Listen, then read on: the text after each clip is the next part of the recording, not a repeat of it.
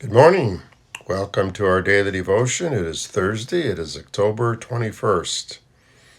Had a great night last night with Crash. We talked about encouragement and we spent, half hour writing notes of encouragement to one another.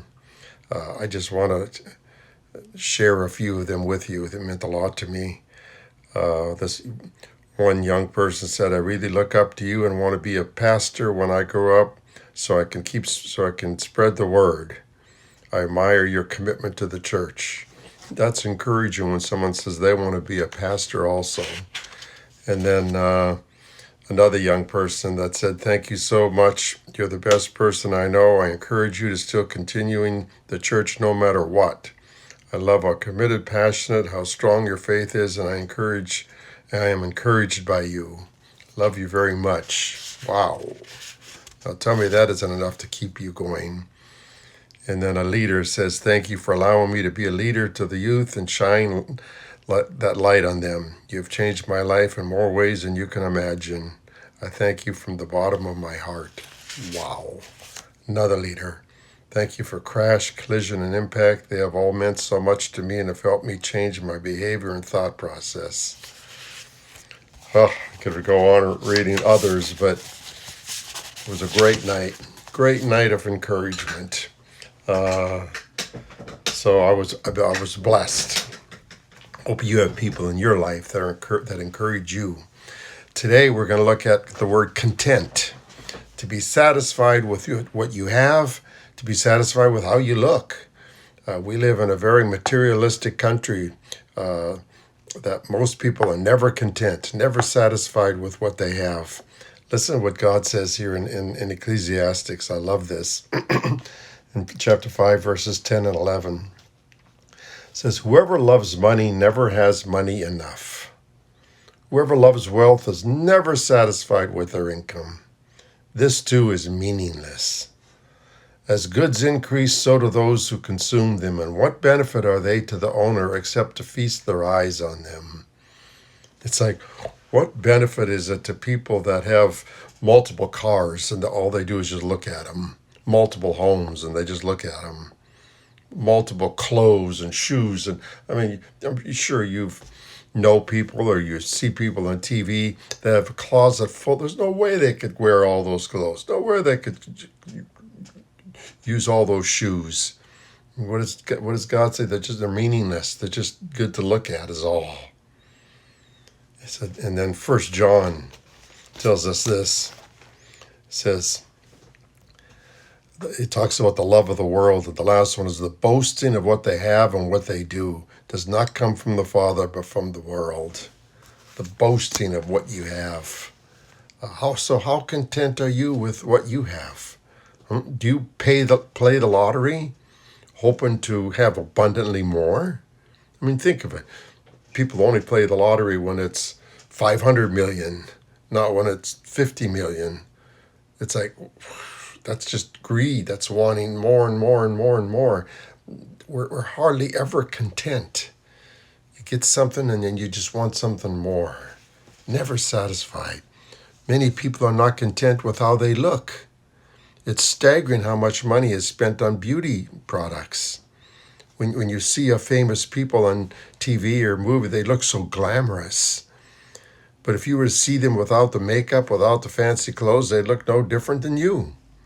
So how content are you with how you look?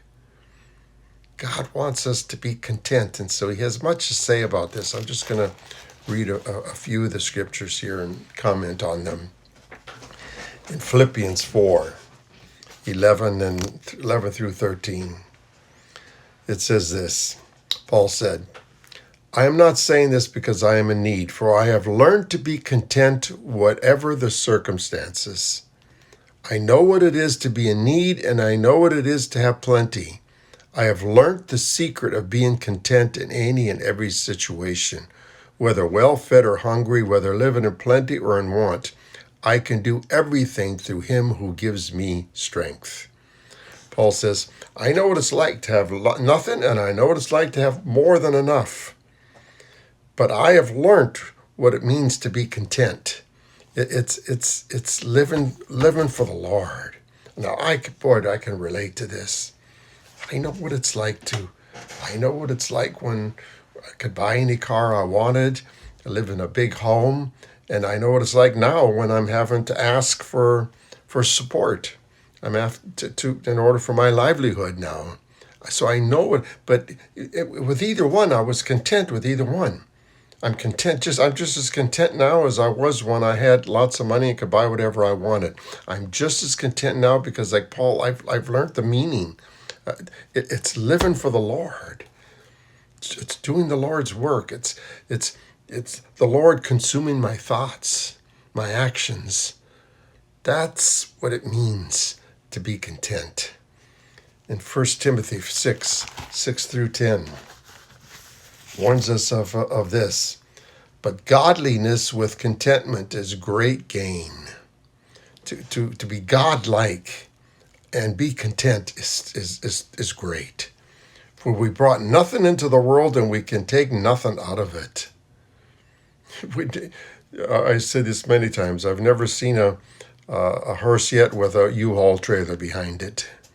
You can't take anything with you. But if we have food and clothing, we will be content with that.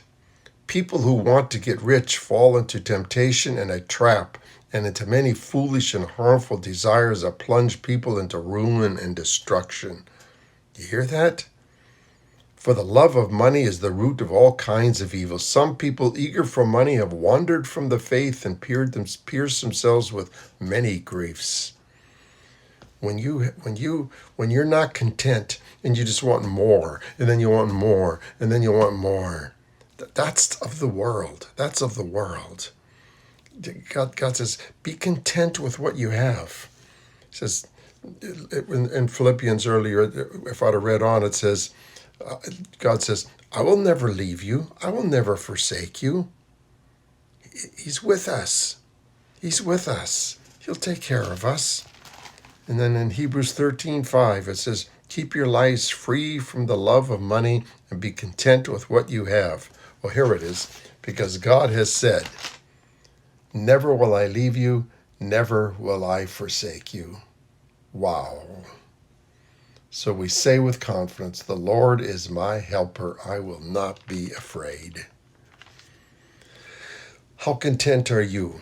How content are you with what you have? How content are you with what you look? God wants you to be content right where you're at.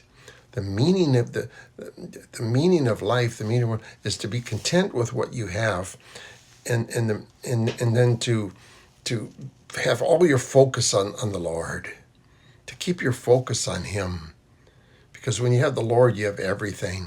And I'm not just talking about being saved. I'm talking about living for the Lord, like the two notes I just read from the leaders, where they're pouring their life into other young people now. That's their contentment, not how much money they make, not how much, whether they'll ever be able to have a newer car or own a home. Their contentment is in reaching out to others like Jesus did, helping others like Jesus did, like God tells us to do. That's contentment. That's contentment. How content are you?